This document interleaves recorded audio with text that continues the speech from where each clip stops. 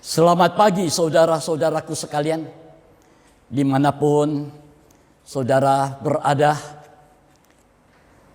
Mari kita mempersiapkan hidup ini teristimewa, hati ini dalam kita beribadah secara online. Saat yang indah di mana kita memperingati Jumat Agung. Kristus sudah mati di salib 2000 tahun yang lalu. Ya, hari ini walaupun kita masih belum bisa berhimpun bersama-sama melalui ibadah online ini, mari Anda siapkan diri baik, ambil Alkitabmu, dengar, dan kita mempelajari bersama-sama, merenungkan kembali ini firman Tuhan. Haleluya. Sebelum kita mendengar ini firman, mari kita akan berdoa. Bapa dalam sorga, dalam nama Tuhan Yesus Kristus, nama Allah yang kami kenal, nama yang sudah berkarya begitu nyata, luar biasa lewat pengorbananmu yang begitu ajaib bagi setiap kehidupan kami, umatmu yang percaya akan Engkau. Kiranya salibmu ini, korban yang begitu sempurna ini, senantiasa ada di dalam hati kehidupan kami. Sebab kami tahu lewat salibmu lah Tuhan, kami melihat banyak kehidupan kami, kekurangan kami, kesalahan kami, dan dosa kami. Dan Engkau sudah menyerahkan semua, menerima kutuk supaya kami terlepas dari kutuk dosa ini. Terima kasih Bapa, urapi hamba-Mu untuk menyatakan berita ini supaya menjadi berkat bagi sidang-Mu, setiap telinga yang mendengarnya.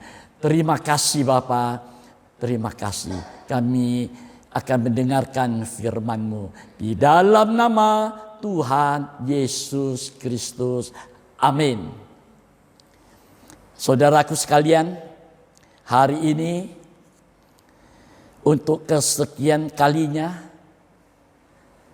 kita memperingati hari kematian Yesus Kristus. Hari di mana 2000 tahun yang lalu Ia begitu menderita, sengsara, dianiaya, dihujat, diludah, dipukul, dimahkota duri dan disalib. Dan Ia tidak pernah membalas dengan sepatah kata pun untuk mengutuk manusia kita yang berdosa ini. Justru apa yang Ia kerjakan, kita mau merenungkan. Ini kasih Allah yang begitu luar biasa. Kasih yang kekal, kasih yang mau berkorban, kasih yang mau merendahkan diri dari tempat yang maha tinggi, datang sebagai manusia daging seperti manusia kita. Dan Ia berkarya, sebab dengan cara inilah Ia mengerjakan keselamatan. Keselamatan yang manusia kita sangat memerlukan ini. Di dalam penyerahan dirinya, itu di kayu salib ada mengandung suatu kepastian, satu jaminan, janji perlindungan daripada Allah bagi setiap kehidupan kita yang mendengar, yang mau menerima, dan yang percaya suara panggilannya ini. Apa suara panggilan Tuhan bagi kehidupan kita? Dalam Injil Yohanes pasal 12, Anda buka, Anda baca, ayat 30 sampai ayat 33 itu menjawab. Ya, saya membacakan ayat 31. Sekarang berlangsung penghakiman atas dunia ini. Sekarang juga penguasa dunia ini akan dilemparkan keluar. Ayat 3 yang 32. Dan aku, kata Yesus, apabila aku ditinggikan dari bumi, aku akan menarik semua orang datang kepadaku. Kapan Yesus ditinggikan dari bumi? Yang pertama, waktu ia disalib di Bukit Golgota. Yang kedua, waktu dia naik ke surga, disaksikan kurang lebih 500 orang menyaksikan ini. Ia ditinggikan. Saudara, waktu ia disalib, dalam 1 Korintus pasal yang pertama ayat yang ke-18 bagian A, di sana Rasul Paulus menulis salib itu begini ya. Nah, ini kalau bagi kita ini plus, positif.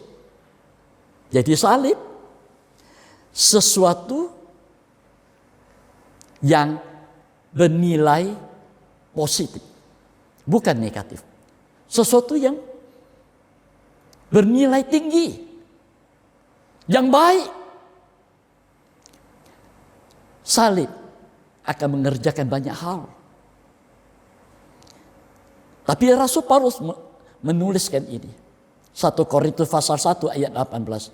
Salib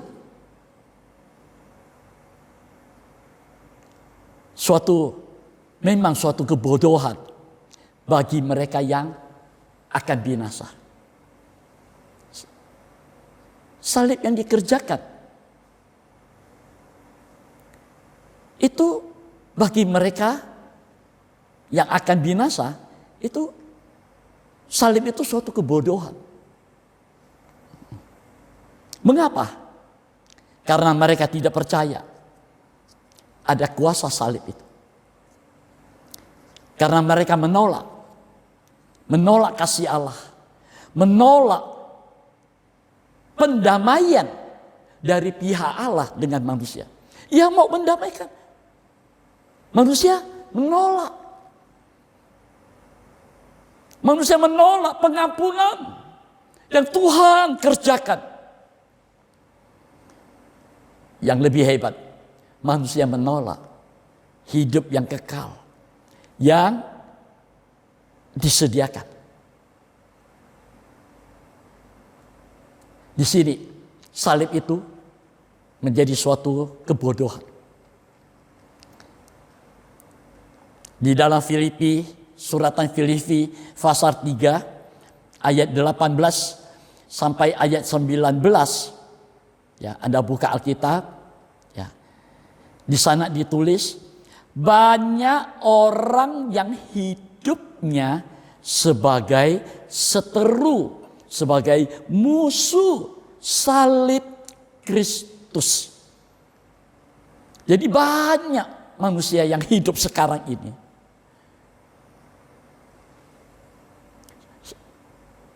karena menolak, karena tidak percaya korban Kristus di atas kayu salib. Ia menjadi musuh salib Kristus. Ya. Banyak itu artinya tidak sedikit.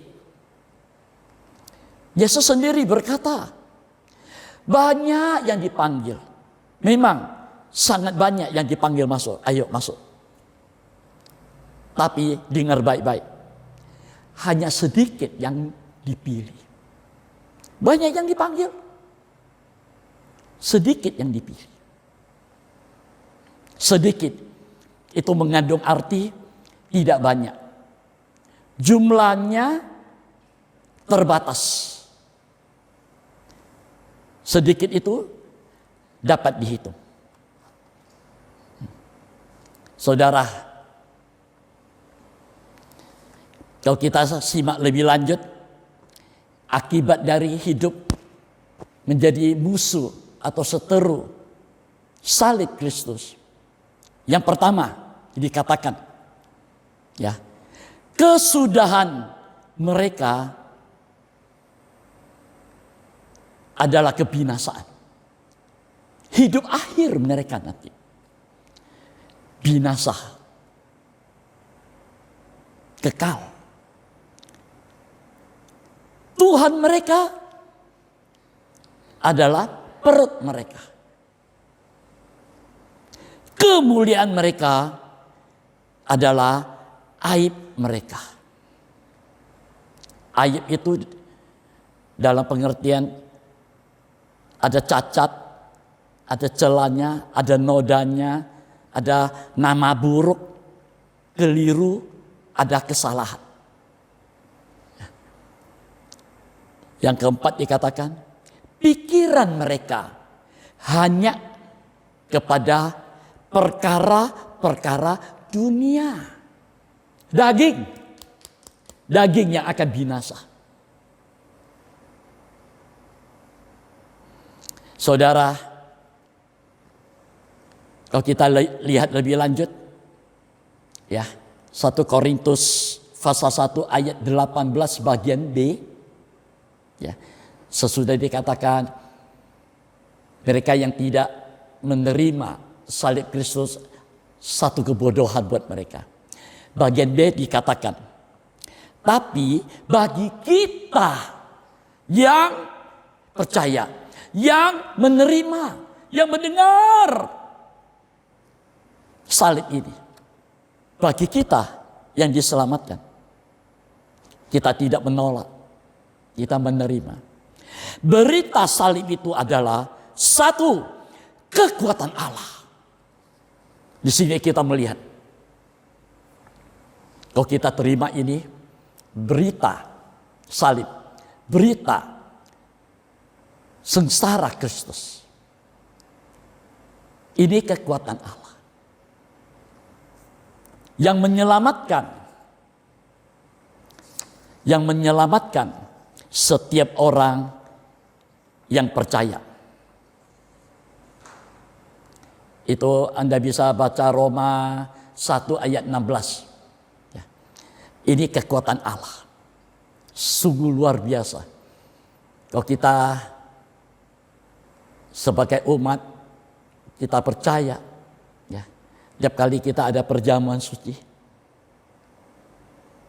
tubuh dan darah Kristus, kita makan tubuh yang dipecah-pecahkan, darah yang dicurahkan, menyatu dan mengalir dalam hidup kita. Ingat, itu kekuatan Allah buat kita. Kekuatan. Ya. Nanti kita akan mendengar salib itu juga yang kedua, itu merupakan hikmat Allah. Dalam Pengkhotbah pasal 7, di sana dikatakan, hikmat Allah itu memelihara hidup pemiliknya. Itu hikmat Allah. Kalau nanti Anda baca di rumah, Roma pasal 11 ya, ayat 33 sampai ayat 36 ya. Roma pasal yang ke-11.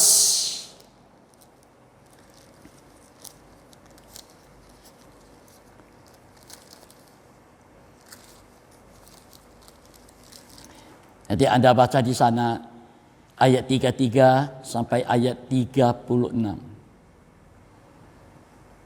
Oh, alangkah dalamnya kekayaan, hikmat dan pengetahuan Allah. Sungguh tak terselidiki keputusan-keputusannya, dan sungguh tak terselami jalan-jalannya. Apapun yang ia kerjakan di atas kayu salib, semua hanya untuk manusia kita. Manusia yang bagaimana? Kalau kita merasa kita manusia yang berdosa, salib ini kekuatan Allah dan hikmat Allah untuk kita. Kalau kita merasa hidup ini kita tidak bisa berbuat apa-apa, perjalanan hidup kita ke masa depan dalam kita mengiringi Tuhan, kalau kita merasa kita tidak mempunyai kemampuan apapun, ini salib kekuatan buat kita dan hikmat Allah untuk kita. Haleluya. Saudaraku, salib itu sangat luar biasa. Ya. Kalau dikatakan salib itu mengerjakan banyak hal. Ia mengampuni dosa kita di sana.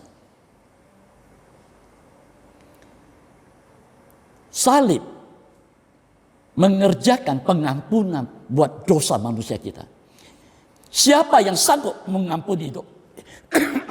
mengampuni dosa kita?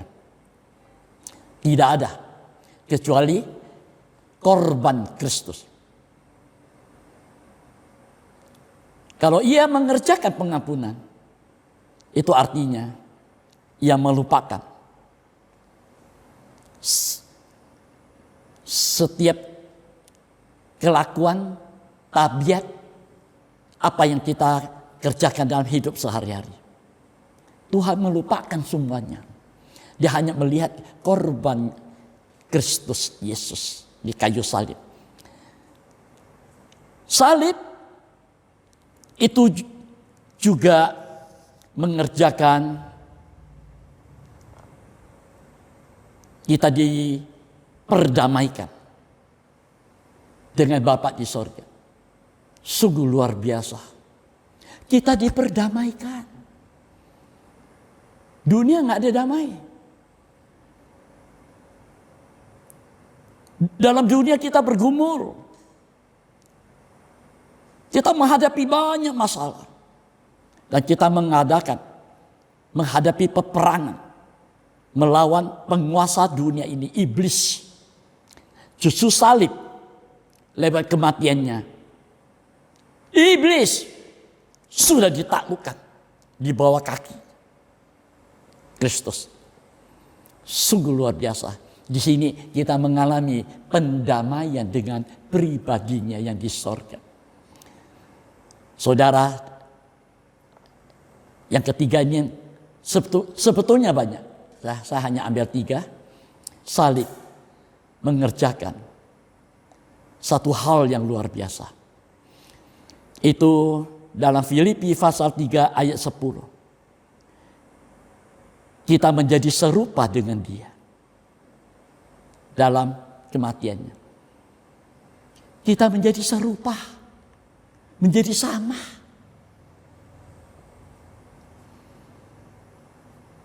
Untuk apa kita menjadi serupa?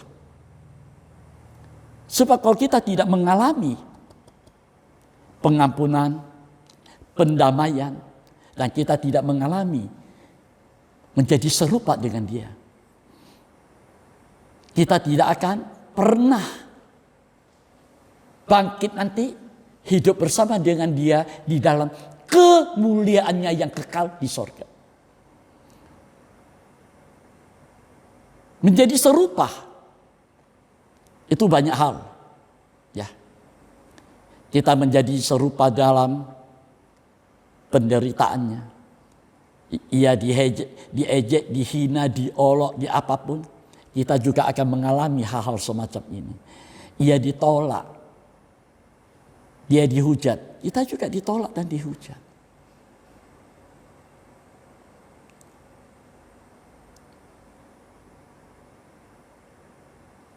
Nanti ia naik ke sorga.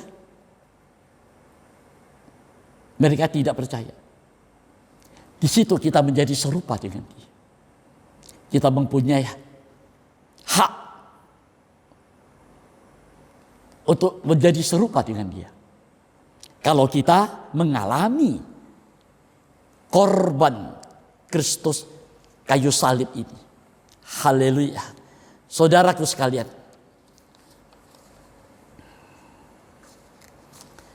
di dalam salib itu firman Tuhan berkata, ia dijadikan kutuk supaya kita tidak menjadi kutuk. Ia mengambil kutuk hidup kita ini. Sangat luar biasa apa yang dia kerjakan ini. Ya. Saudaraku sekalian,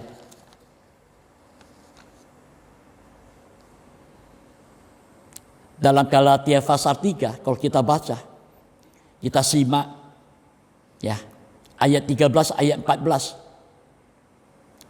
Justru Rasul Paulus menulis, lewat salibnya Kristus, satu, kita sudah ditebus dari kutuk. Kita dibebaskan dari kutuk. Dia menanggung kutuk supaya kita tidak terkutuk. Yang kedua, kita akan menerima berkat Abraham. Itu pada ayat 14. Berkat Abraham. Ya. Berkat Abraham itu luar biasa. Yang ketiga, oleh iman kita menerima Roh El Kudus yang sudah dijanjikan itu. Di sini kita melihat apa yang ia kerjakan itu sangat luar biasa. Haleluya. Saudara, hari ini kita memperingati kematian Kristus 2000 tahun yang lalu. Walaupun secara kasat mata kita tidak melihat dia disalib di Bukit Jojuta. Tapi kita boleh percaya, kita boleh menerima. Semua ini karena apa? Kasih karunia Allah buat kita. Kalau kita menerima kasih karunia Allah, justru salib ini yang mengerjakan apa? Pengampunan dosa kita. Pengampunan dosa. Pengampunan itu merupakan cara dari Tuhan untuk memulihkan hubungan kita yang sudah dirusak karena dosa. Ia mengampuni. Tuhan memulihkan lewat korbannya. Dengan tubuhnya yang dipecah-pecahkan, darahnya yang dicurahkan, itu menunjuk perjamuan suci. Kita dipulihkan hubungan kita dengan dia. Tiap kali kita makan minum tubuh dan darah Kristus, kita ingat ia sudah mati buat kita. Pengampunan itu mengandung arti menutupi, membatalkan, mengusir, dan mengampuni. Alangkah bahagianya kalau kita diampuni. Kalau kita diampuni, kita bisa mengampuni orang lain. Kita bisa. Kalau kita diampuni, kita tidak melihat kekurangan kesalahan orang lain. Kita diampuni. Tuhan tidak melihat kekurangan dan kesalahan kita. Ini yang luar biasa. Saudara, mari. Pengampunan ini, pengampunan yang Allah kerjakan ini, satu, tidak menghitungkan lagi dosa yang pernah kita lakukan. Tuhan tidak memperhitungkan lagi. Bapak hanya melihat korban anaknya. Jadi kalau korban anaknya ada dalam hidup kita, kita diampuni. yang lalu kita diampuni. Pengampunan Allah yang kedua, menyelamatkan orang berdosa dari hukuman kekal.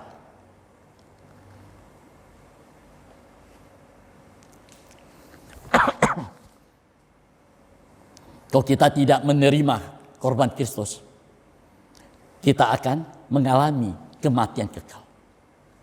Tapi pengampunan yang kita terima ini, kita diselamatkan dari hukuman kekal. Yang ketiga, pengampunan ini kita diterima kembali. Luar biasa. Sama seperti anak bungsu. Dengan keadaannya dia kembali. Bapak melihat dari jauh dan bapak datang berlari dan memeluk anak yang hilang ini. Kita diterima kembali. Dengan janji berkat-berkat. Yang keempat, pengampunan dosa ini. Pengampunan yang Allah kerjakan ini membebaskan kita dari kuasa dosa.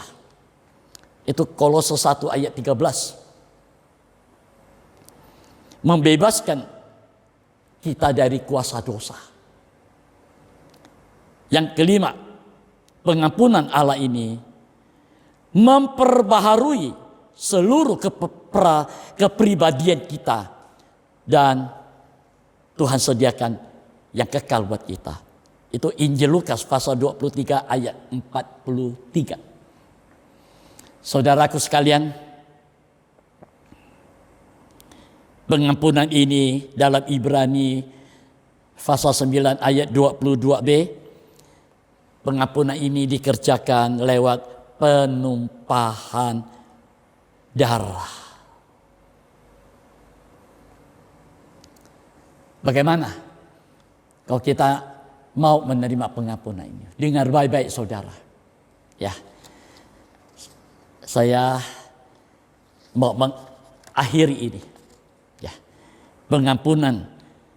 Seseorang kalau menerima pengampunan, yang pertama ia harus bertobat. Ayo kita harus bertobat. Kita kembali kepada Allah. Tinggalkan yang lama. Tinggalkan perbuatan yang lama. Kita harus bertobat. Itu Kisah Para Rasul pasal 5 ayat 31. Kalau kita menerima pengampunan, kita harus memiliki iman untuk percaya.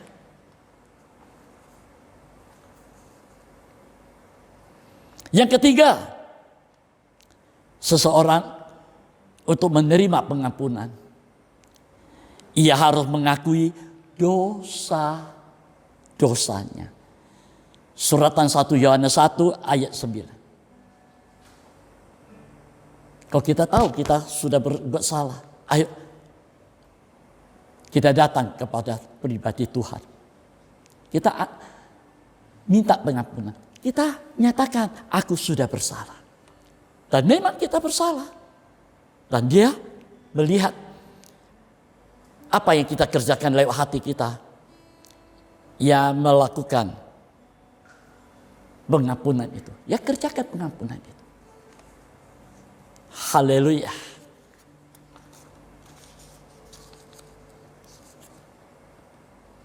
Saudara dengar baik-baik.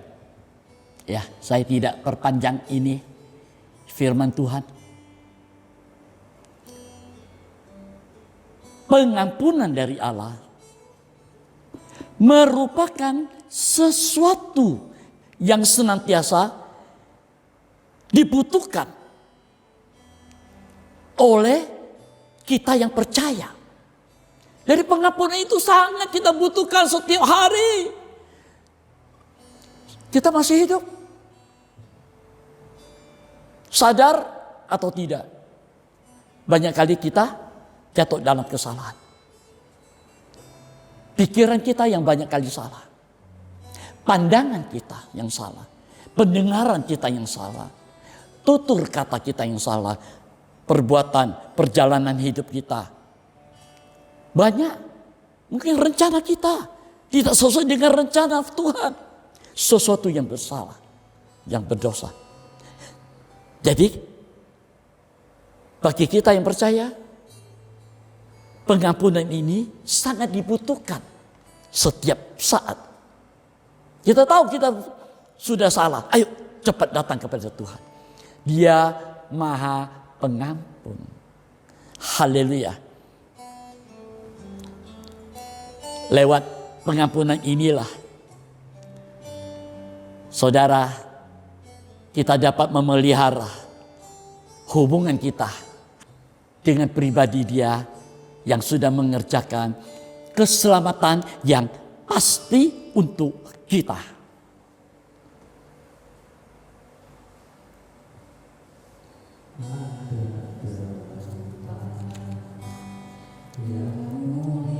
Saudara, salib sesuatu yang luar biasa.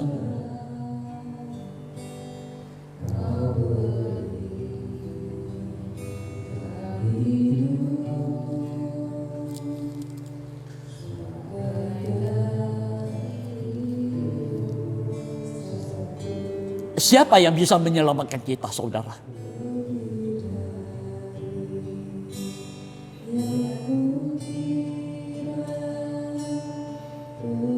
Salib. Kita pandang salib itu. Ia mati di sana buat kita. Tubuhnya hancur hanya untuk menyelamatkan kita. Ia dipaku supaya kita jangan dipaku. Kita lepas dari kutuk. Mari kita hargai apa yang sudah Ia kerjakan.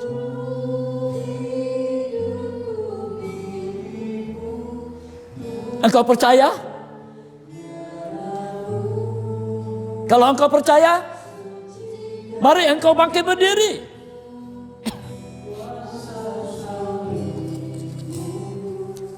Kita sama-sama nyanyikan lagu ini. Ada tempat yang mulia. Ada tempat yang mulia. Anugerah-Mu tercurah. Anugerah-Mu tercurah. Kau berikan hidupmu. Kau berikan hidupmu sebagai ganti dosaku. Oh, haleluya. Lebih dari yang kukira. Haleluya. Yang kukira, pengampunan yang kuterima, yang kuterima, kasih Yesus yang abadi mengalir di Kalvari. Oh, haleluya. Oleh karena salib-Mu, oleh karena salib-Mu, seluruh hidupku milik-Mu Tuhan. Roh hidupku milik-Mu Tuhan. Darah-Mu, Ramu, sucikanku, sucikanku, kuasa salib-Mu, salib-Mu, pulihkanku. Oleh karena salib-Mu, oleh karena salib-Mu, seluruh hidupku milik-Mu Tuhan. Darah-Mu sucikanku. Oh, haleluya, haleluya, haleluya, haleluya.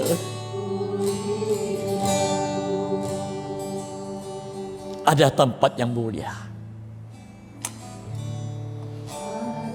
Tempat yang mulia anugerah-Mu tercurah. Haleluya. Kau berikan hidup-Mu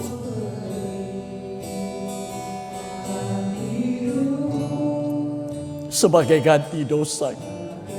Haleluya, haleluya. Lebih dari yang kukira, dari yang kukira. Pengampunan, ngapunan yang ku terima. Kasih Yesus yang abadi mengalir di Kalvari. Mari kita angkatkan tangan kita menyembah Dia. Karena salib-Mu, seluruh hidupku milik-Mu Tuhan. Darah-Mu, amin, sucikanku.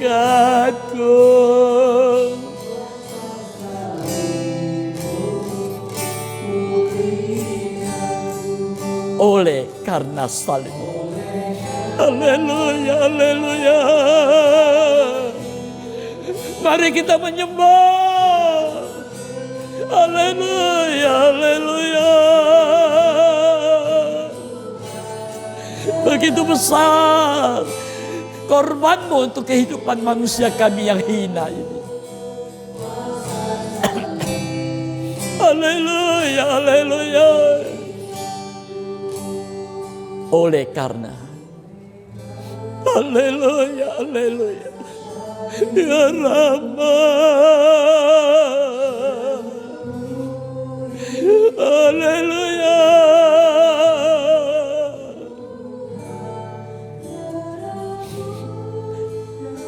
Siapa manusia kami yang begitu besar mendapat perhatian-Mu? Haleluya. Sekali lagi,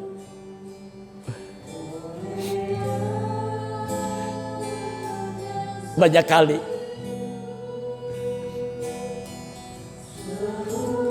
lewat kehidupan kami ini, kami menyalibkan Engkau kembali. Ampunilah kami. Kami mengakui semua kesalahan, kekurangan dan kelemahan kami. Banyak kali dalam hati kami, lewat perbuatan kami memusuhi salib-Mu Tuhan. Ampunilah kami.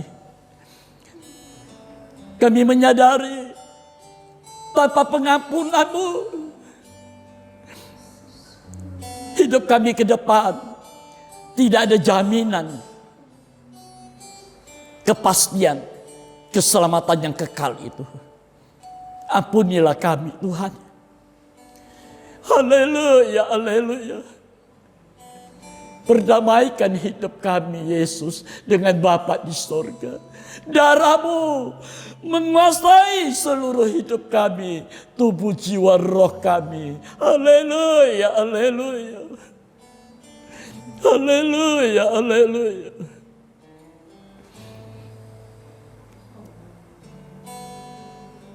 Biarlah mulai hari ini kami mau senantiasa belajar menghargai korban-Mu Tuhan. Korban yang begitu sempurna. Korban yang sudah Engkau kerjakan. Mengerjakan banyak hal dalam kehidupan kami. Salib-Mu lah kekuatan-Mu untuk kami, dan hikmat Allah untuk kami. Terima kasih semuanya. Apa yang sudah Engkau kerjakan ini. Kami menyerahkan tubuh jiwa roh kami dalam tangan-Mu. Kuasai seluruhnya Tuhan. Engkau sudah mati buat kami. Ini milik-Mu, bukan milik kami lagi. Supaya kami jangan berbuat dosa lagi. Haleluya, haleluya. Kiranya Engkau senantiasa menyertai, memelihara kami. Supaya hidup ini hidup yang berkenan di hadapan-Mu senantiasa. Terima kasih Bapa. Hamba menyerahkan kembali keluarga hamba-Mu, seluruh sidang-Mu bersama keluarga-keluarga, anak-anak, para janda-janda, duda, baik yang di Pontianak, di Sekedung Purun, Siantan, sekitar semua. Tuhan, hamba menyerahkan mereka semua ke dalam tangan-Mu. Kiranya pengampunan-Mu semua boleh menikmatinya, boleh mengalaminya.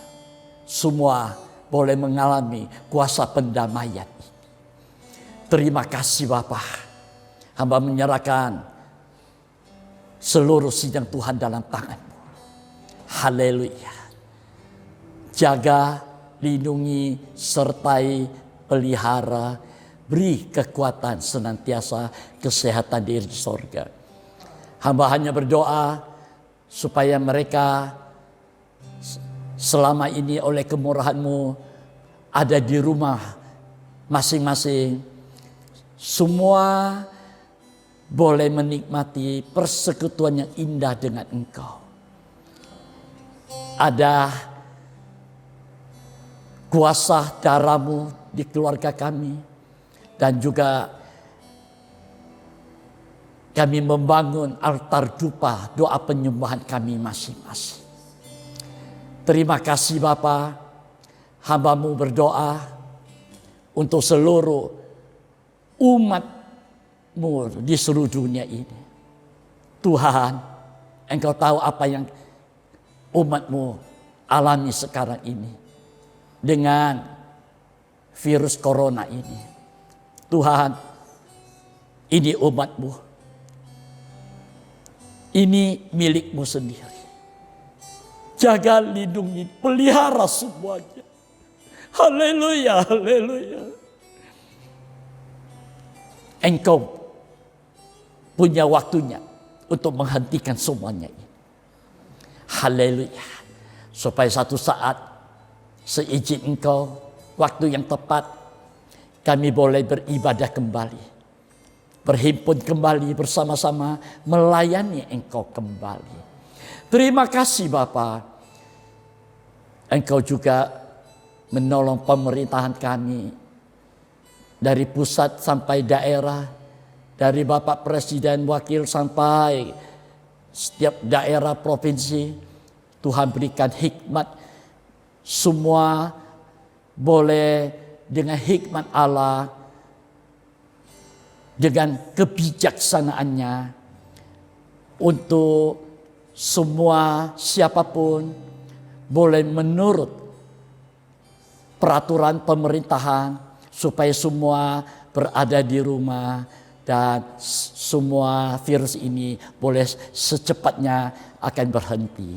Kerjakanlah yang terbaik buat semuanya. Nama-Mu dipermuliakan. Berkati berita firman yang singkat lewat online ini. Setiap telinga yang mendengar, Tuhan, Engkau urapi, Engkau berkati Tuhan. Supaya firman ini menyadarkan kami kembali semuanya. Supaya kami bertobat sungguh-sungguh. Sebab ini adalah kekuatan dan hikmat dari Engkau untuk kami semua yang percaya kepada Engkau. Terima kasih Bapa. Berkati umat-Mu. Berkati nikah kami, anak-anak kami, usaha pekerjaan dari umat-Mu. Tuhan memberkati semuanya. Terima kasih Bapa. Kami akhiri ibadah ini. Di dalam nama Tuhan Yesus Kristus. Amin. Terima kasih semua saudaraku sekalian. Tuhan memberkati.